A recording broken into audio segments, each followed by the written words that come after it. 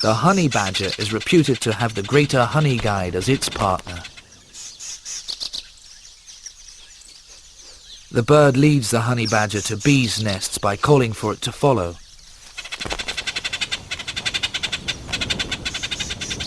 It relies on the mammal's strong claws to break into hives it has previously found.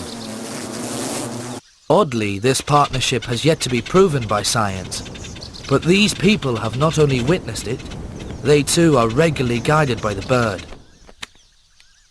By flying to and fro and calling, it leads the honey gatherers to a bee's nest several kilometers away. Studies show that the bird knows every hive within 250 square kilometers.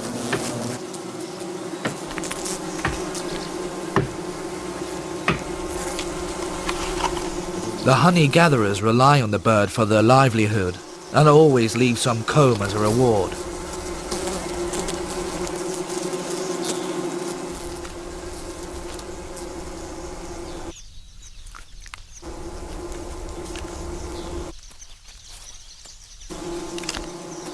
As for the badger, its ancestors were probably in this relationship before people even appeared on the scene.